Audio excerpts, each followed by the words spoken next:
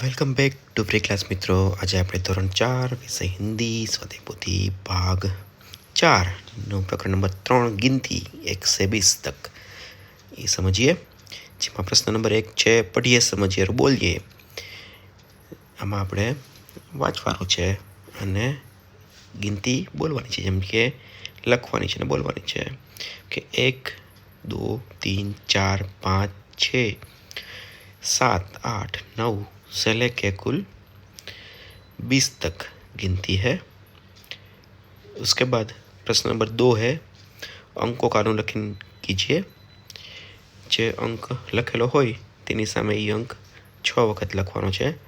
તો પહેલા 7 છે, પછી 5 છે, પછી 3 છે, પછી 10 છે, પછી 2 છે, એવી રીતે 8 9 4 બધા અંકો આપેલા છે જે ફરી વખત લખવાના છે.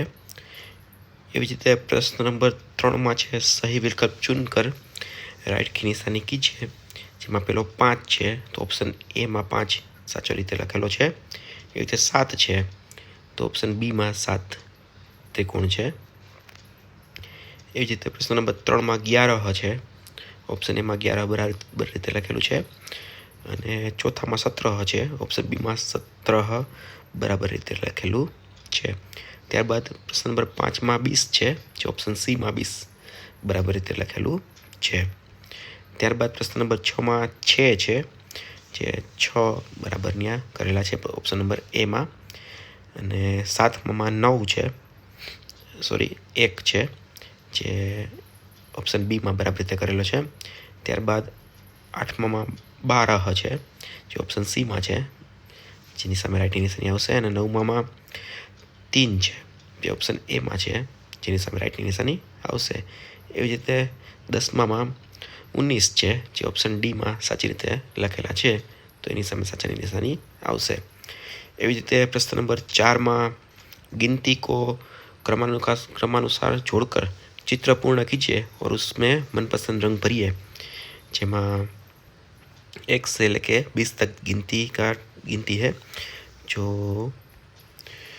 जोड़कर चित्र पूर्ण करना है.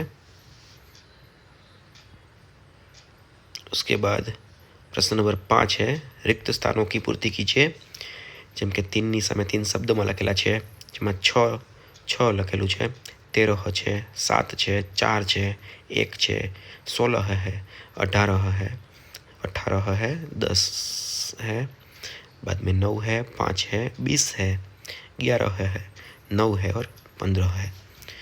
એવી રીતે પ્રશ્ન નંબર 6માં સહી વિકલ્પ ઢૂંढकर બોક્સ में ક્રમાંક लिखिए.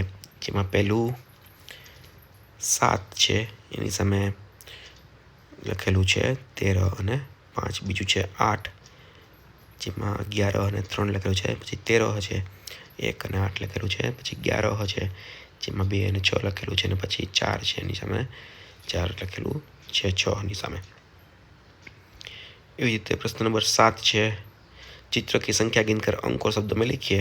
પહેલામાં છે 3 તો 3, બીજું આવશે 9, ત્રીજું છે 11, ચોથું છે 14 અને પાંચમું છે 16. ત્યારબાદ प्रश्न नंबर 8 છે चित्र में से चीजें ढूंढकर उसकी संख्या कोष्टक में लिखिए. એક ચિત્ર આપેલું છે, જેમાંથી આપણે જુદી જુદી વસ્તુઓની સંખ્યા લખવાની છે. જેમ કે બોટલ કેટલી છે, તો બોટલ આવશે 11.